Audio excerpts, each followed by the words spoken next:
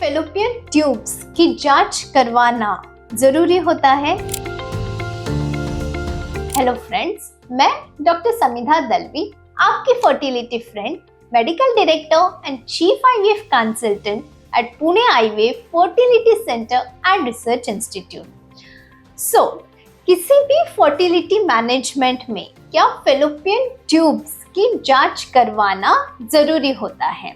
इससे पहले ये जानते हैं कि फैलोपियन ट्यूब्स होती क्या है, फैलोपियन ट्यूब्स का हमारे बॉडी में क्या रोल है, उसे अगर जांच करनी है तो वो किस तरह से हम कर सकते हैं। Fallopian tube is an organ that connects your uterus with your ovaries. Her female body में एक यूट्रस होता है, उसे दोनों तरफ से ओवरीज होती है और यूट्रस और ओवरीज को एक दूसरे को कनेक्ट जो चीज करती है उसे हम फैलोपियन ट्यूब कहते हैं। अब फैलोपियन ट्यूब का हमारे बॉडी में क्या रोल होता है? उसका सिर्फ एक ही रोल होता है, that is to provide place for fertilisation. इसके अलावा fallopian tubes do not have any function in our body.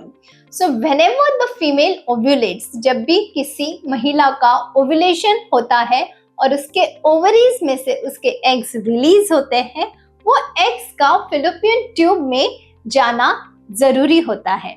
उसके बाद अगर उसी दौरान संबंध रखे गए तो जो sperms है, the sperms travel through the vagina to the uterus and from the uterus the sperms travel to the fallopian tube. So fallopian tube plays that a vital role in anybody's pregnancy because the first step of pregnancy, that is fertilization, it happens in the fallopian tube.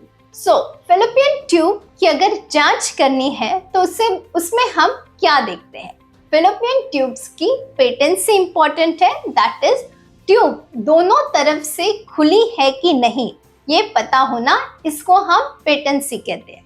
Number 2, ट्यूबो ovarian relationship, that is अगर tube open भी है लेकिन tube का और ovary का एक दूसरे के साथ रिलेशन अच्छा नहीं है तो ओव्यूलेशन के दौरान जो एग्स रिलीज होंगे वो जाहिर सी बात है आपके फैलोपियन ट्यूब में नहीं जाएंगे। So second parameter that we assess in fallopian tube is tubo-ovarian relationship. And third and most important parameter is functionality. Functionality meaning कोई भी fallopian tube का एक part होता है जिसे हम cilia कहते हैं। Cilia is nothing but a hair-like structure जो fallopian tube में embryo form होने के बाद वो embryo को uterus के towards पुश करने में बहुत इंपॉर्टेंट रोल प्ले करते हैं। फैलोपियन ट्यूब्स को हम किस तरह से इवेल्युएट कर सकते हैं?